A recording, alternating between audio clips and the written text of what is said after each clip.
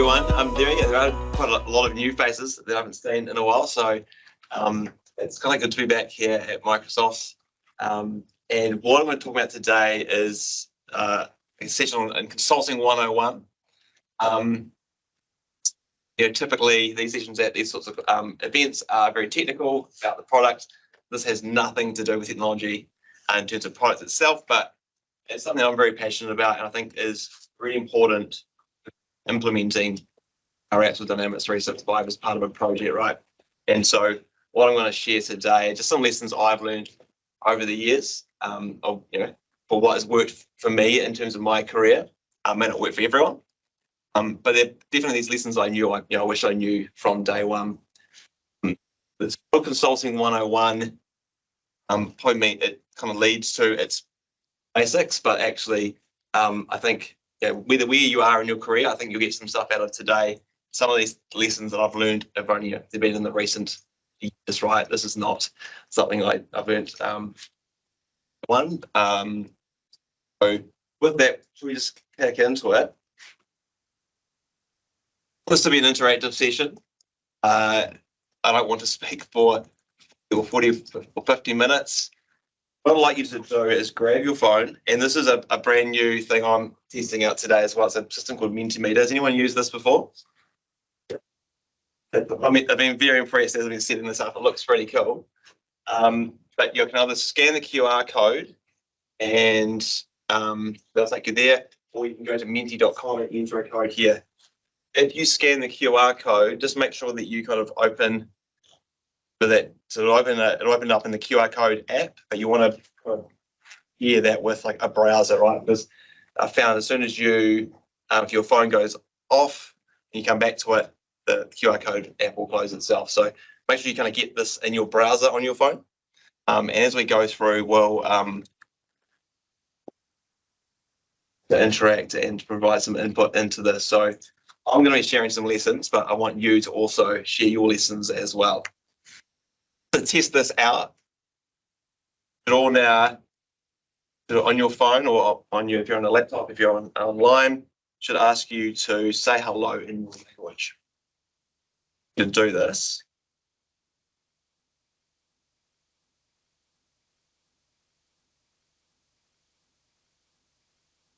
I'm not tracking personally what's happening. It's all anonymous, right? So but there's no voting. I can't do that. Yeah.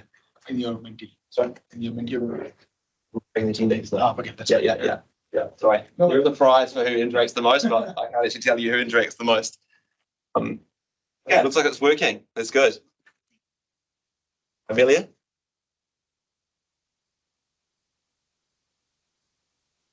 Come up.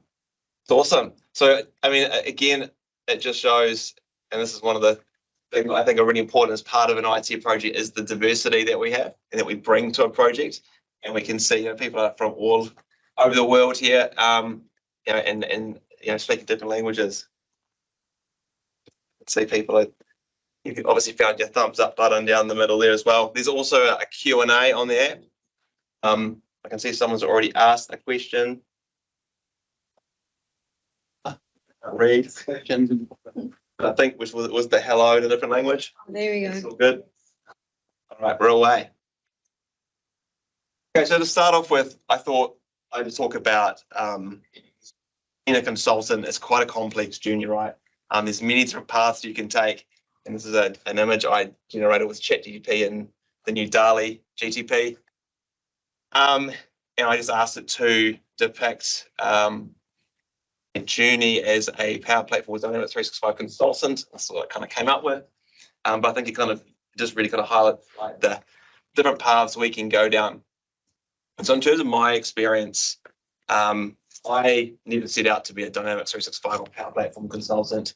I did engineering at university and was actually a yacht or a boat designer for a couple of years straight out of university. And then I went to the UK, I did a trip around the world, did my OE for about 9 months, and then up in the UK in 2008 in the middle of the financial crisis. And it took me about 4 months to get a job. My first job was a graduate position, so it was meant to be for someone who's fresh out of university. I'd already had a couple of years' experience, getting paid £17,000 a year as my salary. So I could hardly even live off that at the time. It was just what it was like over there. It was dire to try and get a job. But the company I was working for ended up taking on a software development role for the company that was implementing Dynamics 365. One was CRM 4, implementing that, and that was my job, was to running script and plugins and stuff all that way back. And then that was a small telecommunications company. So while I was there for maybe 8 months, and I obviously the pay being terrible, and I could hardly even live, kind of buy beer and go to festivals and stuff, I then joined a consultancy, and from there my life as a Dynamics consultant kind of started. So I was a developer for a couple of years over there in the UK, very technical. And then when I came back to New Zealand, I joined Core Consulting, which I don't know if people remember, that's quite far back, but they were acquired by Fusion 5. And so I spent a number of years there, switched from developer to functional consultant, and then became a team lead, ended up managing the Dynamics practice at Fusion 5. And so that was all the way up to about 2018, 2019. I decided, I guess being a manager probably wasn't really for me. I mean, I enjoyed it, but I really enjoyed kind of delivering solutions to customers. As a manager, my day job was fighting fires with clients, managing the team. And for me, I enjoyed it, but it wasn't really, I could just tell it wasn't really for me. So I took 6 months off.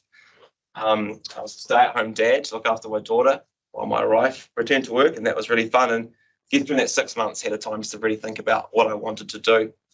So then I started my own business, which is what I'm doing now, as what we call it, as an independent consultant. So I'm a business of one. And over the last few years, just been working on various different projects. Probably still trying to find my way. And what I've probably done more recently is I've been working on projects with a lot of people in this room, and through different partners and that sort of thing. There's also, I've ended up launching an online coaching course as well. So having my own business is going to give me the freedom to do different things outside of just consulting. Let's just give you a bit of a background on my career and the twists and turns.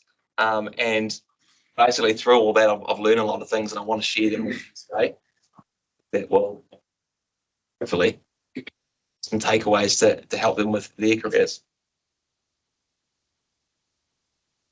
Success. So in terms of when we talk about being successful with our careers, it means different things to different people. For me, I always thought that it was to kind of climb that ladder and become the manager and the general manager, and I just thought leadership was the only path that I could take. That was really based on being influenced by other people. That's what people expect of you, sort of thing. All my friends were, becoming managers and stuff. So that's what I thought I had to do. So the decision to leave and go out on my own and start my own business here and right, you're kind of going into the unknown. But looking back on it, was probably one of the best decisions I made. And so for me, success is not that title or climbing the ladder. For me, it's really been around I'm more flexible with work, so I can spend a lot more time with my kids and my family at home. Do the pickups and drop off in school. I work less, I actually probably earn more. So just have that kind of flexibility, and kind of, for me, kind of making my own decisions about what I do with my business and my career is what I define success as, not necessarily kind of climbing that corporate ladder. But what I'd like to find out from you is, I've got a little poll here. What does career success look like to you? Is it flexibility? Is it having more control? Flexibility as work-life balance, I guess, working from home, working different hours, 4-day weeks type thing. More control, is that making decisions around where your business is heading or what your team's doing. Money. And people think money's a bad thing. For me, money actually is really important. It's probably high on my list. But more in the sense that I want to be able to charge more, work less. So I want the flex. My probably two things are flexibility and money, right? I want to charge more so I can work less and that flexibility, but still support my family and everything and do what I want to do. Job title, some people are after that, and security, right? I think being out on your own is not very secure, and I'm kind of okay with not being secure, but for some people that's really, really important. And working in a larger organisation where you've got a secure job is important. So for people, it's different things. And this is super interesting, right? Probably not what I would have expected. Flexibility is obviously the one that kind of shines out for a lot of school. Cool. Okay, so my first out of all these lessons I'm going to talk to you about. This one is do work you love. Reflected back, as my time as a manager at the time, I liked it. I was where I thought I should be, but I probably didn't really love it. And probably looking back on it, especially over the last couple of years, this has become more and more important to me. And I think if you love the work you're doing, you're really enjoying it, you've got to put your best self forward, you put forward, right? You're going to do the best for your clients, produce the best results. And I truly believe in that. Let's get a bit more practical about this. Like, how do you figure out what it is? You can't just do what you love, right? Because I also love to go kite surfing, and I know that I'm not going to get paid for it, right? So there's different things that you need to also take into account in terms of doing the work that you love. Anyone heard of Ikigai? Steps, yeah, a few people, yeah, cool. All right, so Ikigai is kind of like this thing basically where you're trying to balance a bunch of things together to get to kind of a sweet spot where you do what you love, you're good at it, you're going to get paid for it, and it's something that the world needs. It's something that you basically a sweet spot doing work you're passionate about, but you've also got purpose in the world as well. You're doing something good in the world, and finding that sweet spot is really, really difficult. But I went through this exercise a couple of years ago, and it really helped me kind of narrow my focus in terms of what I actually want to do. Got a little board here. Just who know me, I love a mirror. Does anyone want to volunteer? Which is a very quick exercise, because I just want to show you how you would go about doing this for yourself. You're a volunteer. I'm going to ask you one question, then a couple of other questions. It's not going to be too personal. Amelia, thank you. Very good. Thank you. Okay, Amelia, I want you. How this exercise works, and Miro's got a couple of different templates for this, and it tells you what you need to do, right? And you can get a free Miro account if you want. But what we typically do is you kind of look at the different, what you love, what the world needs, what can be paid for, what you're good at. Answer kind of one of those questions. So we'll start with something at the top, and then we're just going to start with one. What do you love? What's one thing that you love doing? Talking to people. Right, and I'm going to do this on the fly here. Okay. I know Amelia loves talking to people. Okay.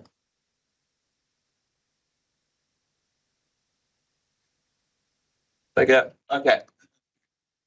Oh, now we've got it's something that we love. Yeah, are you good at talking to people? I would say yes. We're going to move towards we've got it as well. Can you be paid for it? Yes. Good. So you could be paid. I mean, and we think about this. Maybe we're going to come over around here.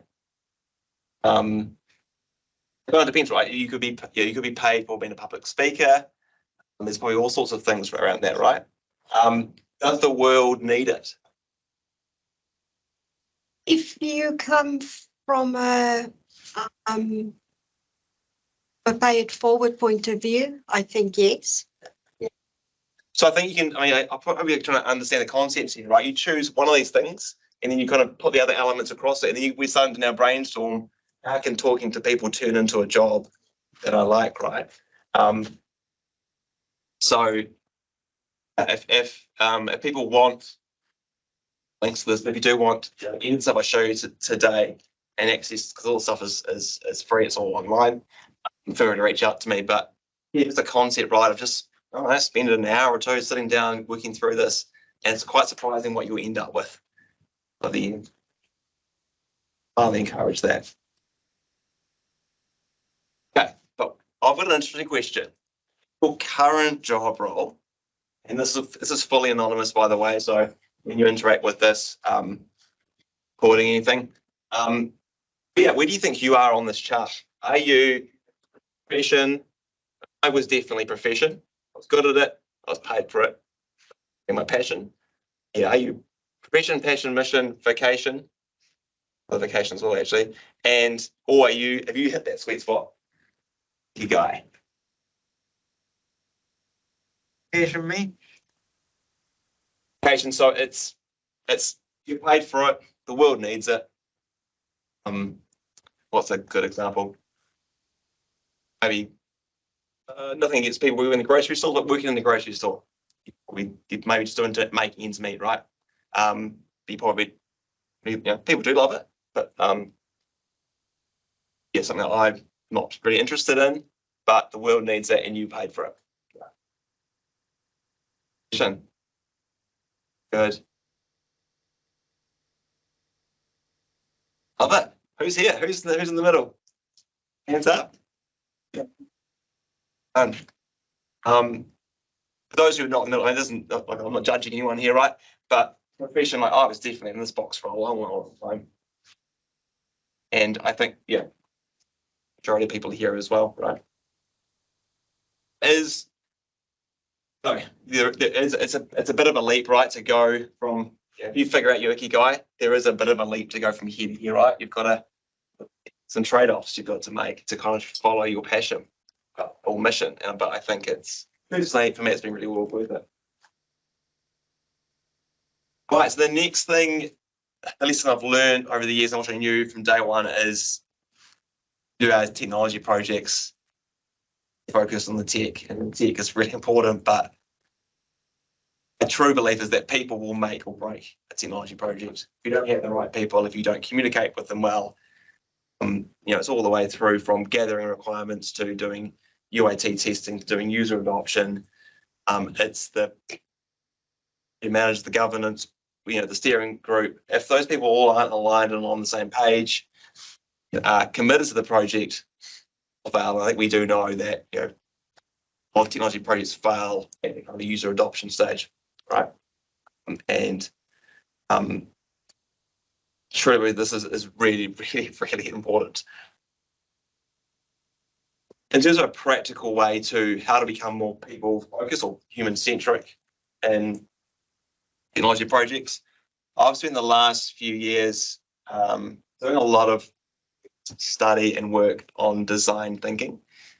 Who knows what design thinking? I'll put a hands up or maybe put the thumbs on the thing here. Few people. Cool. So thinking is, and I love this quote, this is from Tim Brown, so one of the people who kind of made design thinking famous, but it's a human-centered approach to innovation. We're kind of drawing from the designer's mindset. So the things that, how the way designers think, when you're designing a product or a chair, think about design, think about maybe like Apple, how do they design their phone? And it's, everything's so elegant. And the key part to it, I think it applies to us as business consultants, is to integrate the needs of people, the possibilities of technology, and the requirements for business success. That's literally what we're doing as consultants, right? Those three things is trying to get those. And often I think we focus a lot on what the technology can do. We kind of look at how can we business is successful, but sometimes I feel like we leave out the needs, the true needs of people, right? Really understanding who our users are. And so what I wanted to encourage you is to look up Google design thinking. There's heaps of free resources. If you want, you're keen to learn more about this, do message me. I've got a list of kind of free resources for that. Like IBM has like a design thinking online course. There's heaps of free things out there, but do look it up. Another key thing to this is to practice it. So it's these things where there is a methodology to it, but it's really more of a mindset and a way of thinking. And the more you practice that, intentionally put it into your work, it just becomes second nature. So the way I approach consulting now is very different to what I did even 5 years ago. Me, this is probably one of all my learning I've done. This is probably one of the number one skills I've learned. I have technical skills as well, but this is the thing that's really shifted the dial in terms of my consulting, my enjoyment. But another question for you, because of interaction, how I want to get your ideas flying here, but how might we better understand the needs of our users? So from a human-centered perspective, what do you do in your projects? Understand the needs of your users. That's what we're really doing. We're building solutions to meet those needs. Love to hear from you.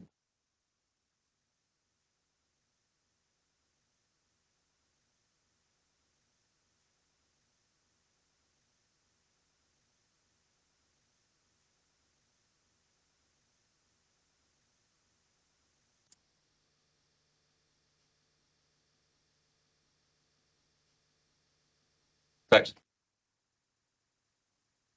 me, in terms of these things we've been up here, get yourself into their shoes, step into their shoes, and try and do what they do. So, literally go and see them in their workplace doing their job, do their job with them. You just get so many more insights from that compared to the traditional sit down and have a workshop and ask them some questions. You won't get anywhere near the information. And it's incredibly surprising how effective just stepping into the shoes and seeing what they do.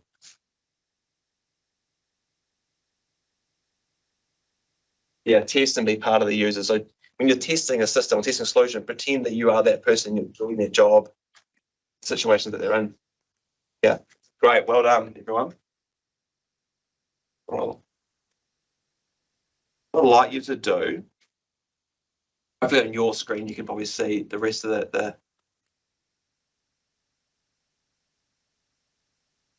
what I want you to do is, it's a bit of a vote. I want to test this thing out. It should now show you all the options. I just want you to vote. I think you've got 3 votes. Just vote on what you think is one of the best ways that you've seen that us better understand the needs of users.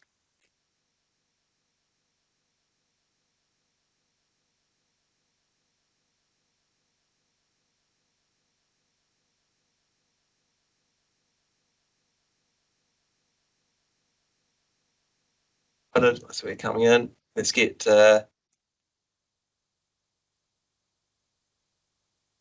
more. I'll leave it at that because I am conscious of time. Cool, but there's a group.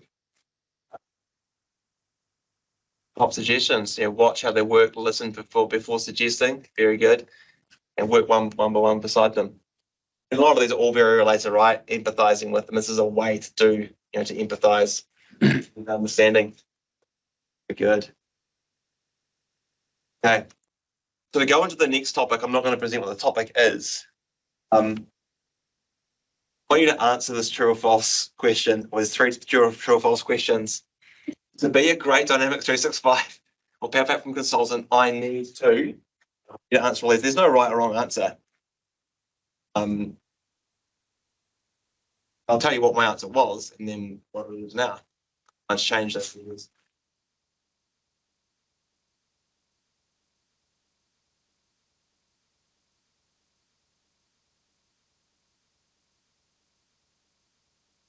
Okay. Right. For me, interesting. But for me, definitely, I need to have all the answers, and I have to prioritise your tech skills over your people skills. Tell by my presentation, I'm the other way around. So yeah, those I'm along with those. This one here, really interesting. Know as much as possible. So maybe I just this question. intending with now a reader, I might be misleading, but to know as much as possible. So we talk about the power platform with Dynamics, right? It is ridiculously massive. It's huge, the stack. So I don't think you need to know the entire stack at all. Let's get to this next slide. I'm going to talk about niching, and this is something I've done in the last couple of years. And this is, again, moved the lever in terms of me as a consultant, especially having my own business. This has been so important. Niche is to narrow down and focus on something and become the best at one little thing. But anyone heard of the T profile for skills? Where you have along the top, the T bit on the top is you have a broad, knowledge of topics. I don't know them in depth, but you have to do some broad skills. So in terms of, say, personal skills, how to run a meet. It's a workshop, how to communicate with people. Key skills you just need regardless of what your job is, right? And then you've got these we call T skills, are the skills that you come down the T. This is your depth of expertise. This is something that you focus on. And I find with Power Platform Dynamics, we've got 5 consultants, and I used to think this as well, is that you have to know every single product in the stack. And so you don't really have a team, you have like a block. Trying to do Power Virtual Agents and marketing and all the latest products, automate Power Apps. You're trying to do everything right. And that's what I thought I had to do. Every time a new product comes out, I'm going to study up on it, do the exams, get as many Microsoft certifications as possible. I used to think that years ago, not only got to mention to me about niching down, and it really came around because I had my own business. It makes things easy to sell and all sorts of things behind that. What it means in terms of this depth of expertise is just choose a few things to focus on. And I guarantee you will become the expert in that area, become known for it. So you will pick up more work. You're an independent consultant. You've got to start charging more because you are the expert in that field, rather than being generous across a whole bunch of things. As an example, I do my skills, and you look at this from both where are you at now, and then where do you want to be as well. So you can do this almost as an exercise, plot out what are the blocks and where they are and which level of expertise. So for me, look at the technology, focus on Power Apps, Metaverse, and Power Automate's been my kind of focus areas. I don't do any Power BI, any Power Virtual Agents. I know about them and I know how they fit into the stack, right? They're my top of the T skills, but I don't any expertise, and I wouldn't know even how to probably start implementing them. The Dynamics background, customer service and sales apps I focus on, but not marketing, not any of the ERP ones, not even customer voice. I'm just not. I've decided not to do those. On the technology side, and even though I think for me that's still too broad, I can narrow it down a bit more.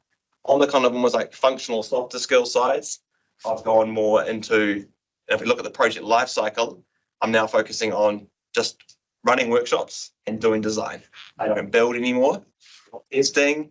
I'm not doing change management. I'm not doing training. I really am just focused just on requirements workshops and design workshops for clients. And that's what I've been doing probably over the last couple of years, is really focused on that.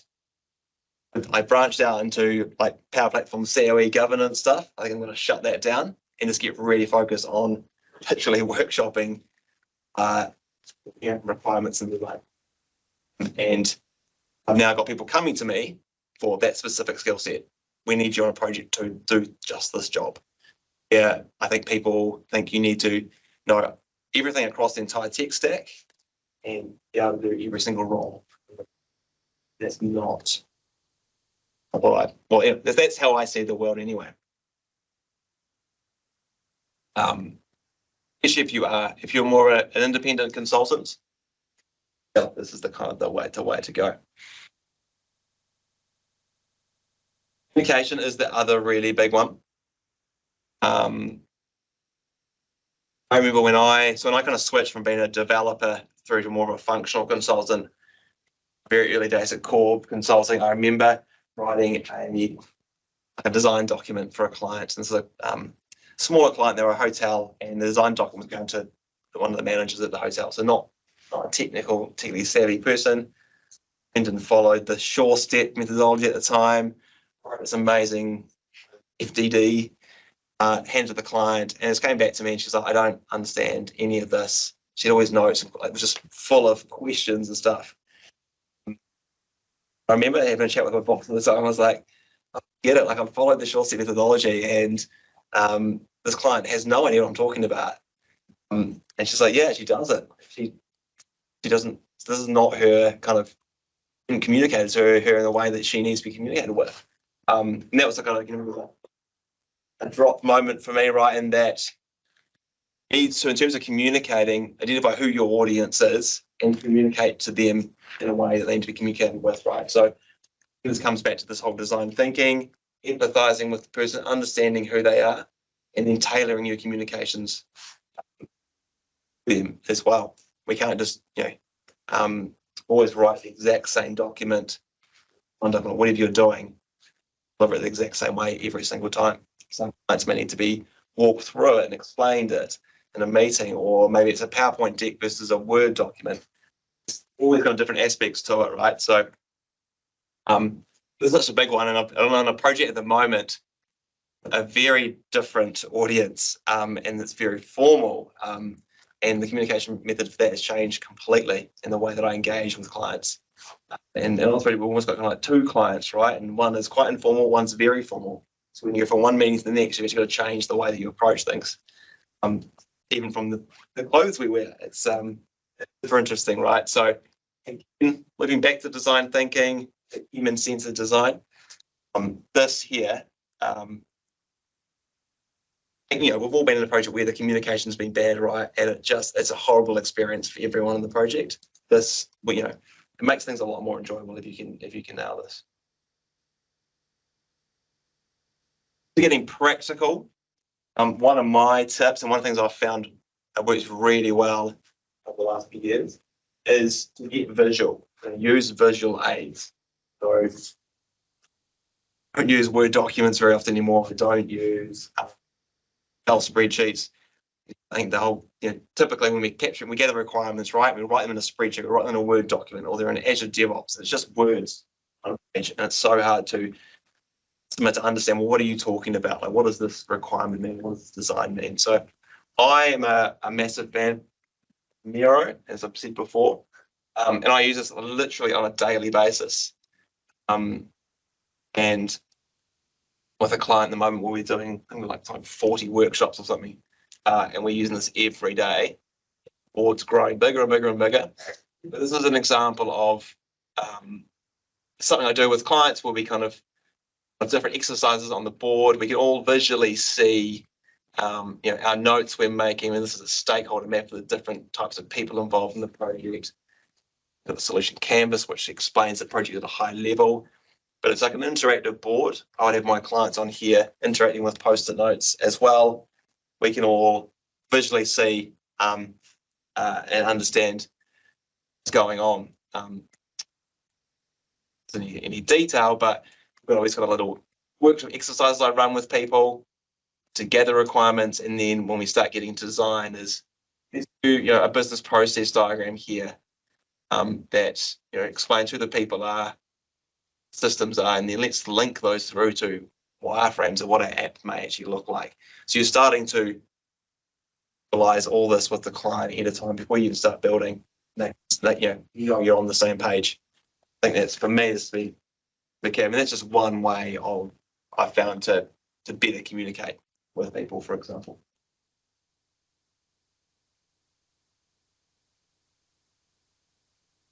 Okay, another question time again. Want some input from everyone. I want you to think about a time that communications with a stakeholder didn't go so well. What did you learn from that?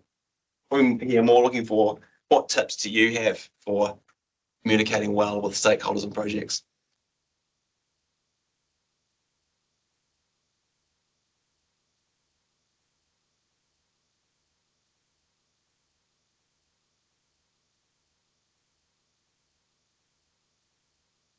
Who wrote this? Amazing. But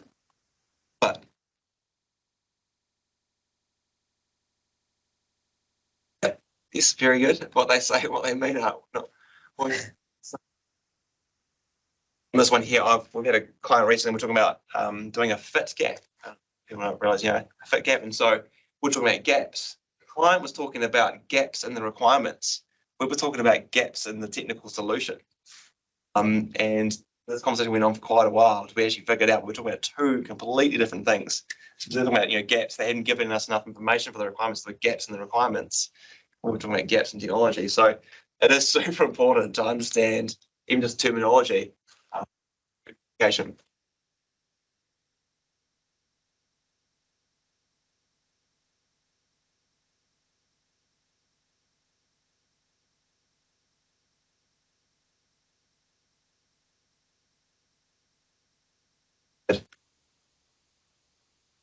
Oh yeah, I like when they've been concise, less is more. It's definitely one I would 100% agree with, right? Ones around here, like listening as well, talk and wait.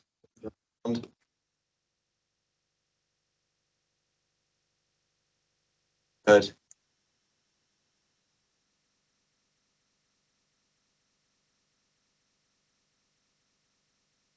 And the right people, getting them on board early. I love it how, we bring testers in after we've built the product. Like, it blows my mind, but it happens a lot, right? Come test it when they don't have the context of why we're even building the solution in the first place. Good. All right, let's do a quick voting session on this. It should now ask you on the app to do a vote on what you think. Those things there is the kind of the biggest lesson, or is the most important for good communications.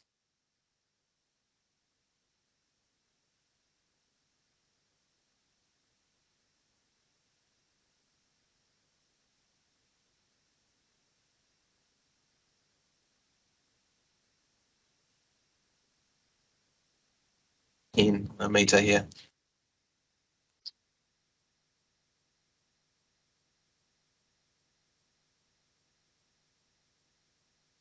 Okay, let's see what happens. Voted. More. Yeah, what they say and what they mean are not always the same, right? It's a probe deeper. So yeah, ask that. It's one of those techniques. Some of it is ask why 5 times. And if you're not sure, when you do the 5th why, you'll have a very good idea about what they're talking about. Right, my next one is around teach to learn. So this one, I think we all know that the platform is exploding at the moment, right? It's watching the Ignite presentations, you can see that little focus on the Power Platform. Everything's about Copilot. It's this whole brand new world of things we need to learn. While they are still doing stuff and improving Power Platform and Dynamics, there's stuff going everywhere. So it's just so hard to keep up with it all. It's also related to that T-shaped skills. If you want to grow in the middle, but in your expertise, teach people to use or learn. So like that is that I found as writing a blog. If you don't write a blog to teach someone something, you've got to be like really knowledgeable at it. And as you start writing that blog out, you'll figure out that actually I don't know about such. So it forces you to learn and become deep in the knowledge. So I think a lot of MVPs, blogs, it's videos and stuff like that. There's a lot of effort that goes into those behind the scenes. But for me personally, doing those sorts of things is actually, so it's a selfish side to it, right? I know I'm learning about this topic if I have to try to teach it to someone else. I think that's for me a big takeaway. If you want to really learn something deeply, teach it to someone else, and you'll figure out pretty quickly where your gaps are. You need to fill that.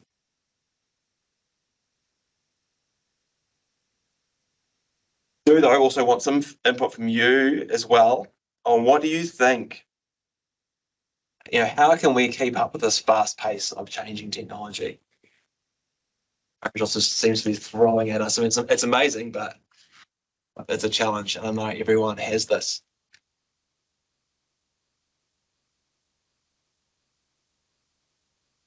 Curious, I love it.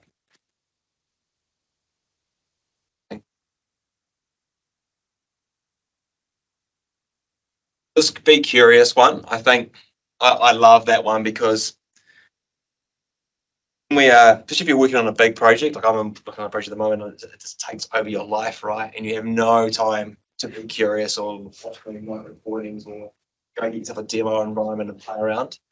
I do think it's super important to get time aside just to be curious, to literally get your demo environment up and just go and have a play, watch someone's YouTube video and see if you can recreate what they built. Learning in that way by just playing around with things is a really good way. But what I found is you actually have to set time aside to do it. Otherwise it will never happen. And even like prioritize it over your work. Like it's work, right? It's still going to be there when you get back, but your learning way more important. And if you can up your skills, you're going to better work faster, more productive, all that sort of thing. Do prioritize that. I know if you're working at large consultants, it's really hard if you're under the pump on a project, but maybe set aside like a couple of hours a week, just do nothing but curious and learn. Your project work it's not going to much difference, right? That 2 hours can go to next week. So yeah, always open to learning, curious, continuous, attending events, making it into play.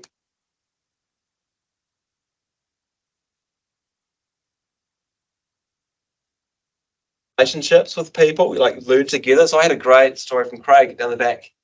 Craig, you're doing the power up challenge, isn't it? Yeah, so the power up and then course with power apps cohort that goes over all the power type of stack. The kind of different sections. So Craig was telling me this great story about how he's on this power up program, and you've got a whole bunch of coursework to go through, and it's just going through Microsoft Fluid materials. There's a call every week. Usually a Microsoft person jumps onto the call, the coach to help guide people through. And this week, for whatever reason, person couldn't make it, but there were 70 learners on the call. And Craig said that someone said, well, I don't know if it was Craig himself, but someone just said, look, who's got things to talk about, who's got problems. So they're sharing screens, helping each other go through it, right? So learning together. And I think, Craig, you out of that experience, it sounds like it was an amazing experience, right? A great way to learn is to find a community like that. There's heaps of communities online. And learn together. It was huge in my case because I was having trouble connecting SharePoint to Power Apps. The guys were like, oh, cool, share a screen and we'll go through it together. Yeah, 5 or 10 minutes. Step by step. 10 other people were having the exact same issue. But together, we solved 10 problems. One of the guys was like, hey, cool. Yeah, it's so cool. So good. Yeah, talking about 10 people's problems all in one go. Amazing, right? Just through. Yeah, this is the coach was not there. This is just a community of people who are all learning together. So hugely powerful to do that. So if you're in a larger organization, set up a session just to go through and be curious. So don't stress. I've got a negative thumb down and a thumb up on this one. When someone says you just don't stress about it, it's okay. You're like, what's your reaction? Small. Then you're not following. Someone said to me the other day, Hamish, just breathe. And I was like, honestly, it made me more stressed. So something that I have dealt with a lot in my career. And I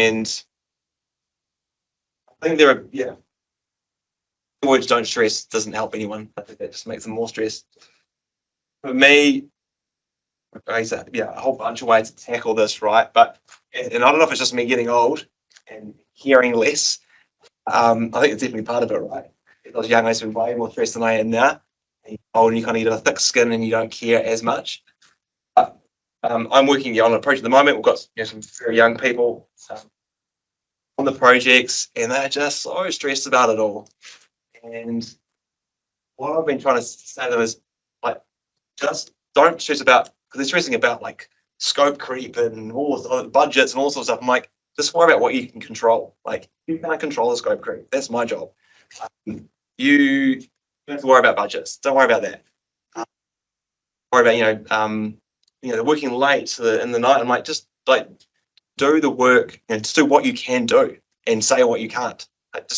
So basically, in terms of helping stress, one of the key things I think I like to think about is just on what you can control. There's all these things you can't control, and it's things you can't control are usually the things that stress you out. So, yourself, I can't control that. Let it go.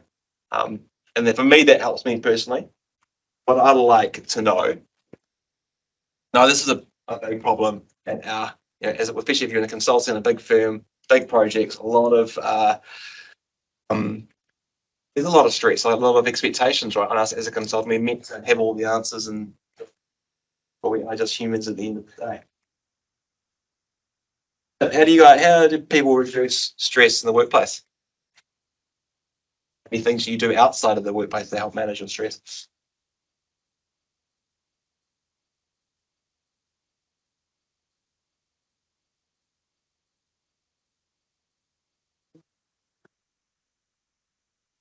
Yes, I'm definitely I'm a into yoga recently because of this reason. Exercise, like for me, if I don't exercise at least once a day, I get grumpy. My wife lets me know about it, so kind of get some time to go off to the gym. But different things work for different people, right? Reduce stress in the workplace or just reduce stress in general? Because exercise you can't I did say in the workplace, but I do in general, right? How do you reduce, I guess, your work stress? It's doing some exercise, doing some sport or something. Working with your team members, open communication and sharing, very good, right? Like, let's not pretend everything's okay when it's not, because we all try to do that. And I've even in a recent project on stand-ups is a bit of an asynchronous stand-up on Teams chat. So, what am I doing? What have I done yesterday? What am I doing today? What are my blockers? And then how are you feeling? And we put an emoji of how we're feeling, which is a really good gauge of how the team is getting on, right?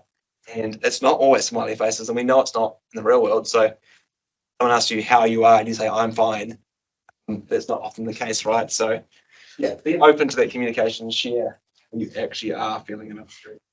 Just on that, a good thing that I've seen, one of Sorry. its managers actually, when we had a team meeting, would have 12 monkeys with different face expressions, or 12 Rosses with different facial expressions, and then go, okay, pick one and tell me why you're feeling that way. And the team would get together, and it was just such a great way to start a team meeting. Yeah, that's awesome, right? Yeah. Look at kind of, performing teams that are doing really well. They do, right? They're there to support each other. Some sort of like little ritual like that you all engaged in. Really helps. Let's get to 10.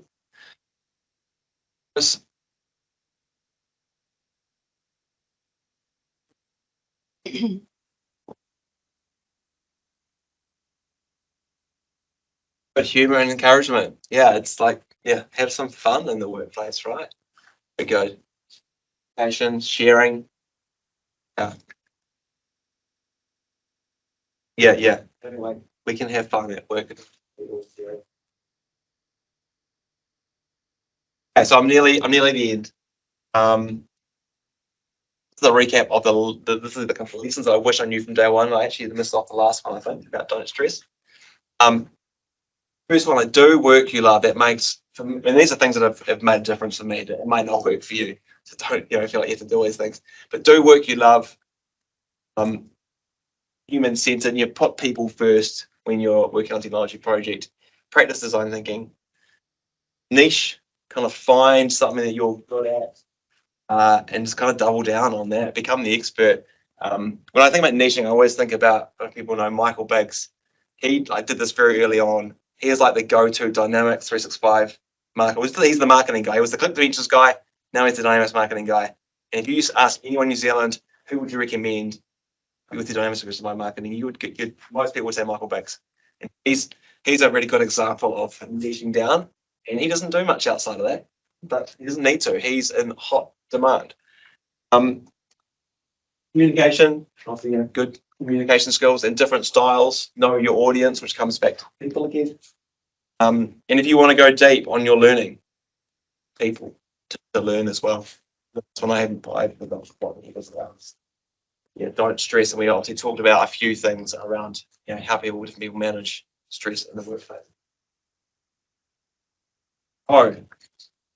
I like to leave these presentations with I want people to kind of take something away from them, not just kind of sit here and listen to me, nothing afterwards. I want you to pick one out of those things. I haven't got don't stress on there. Which ones do you think you would do next out of the back of this?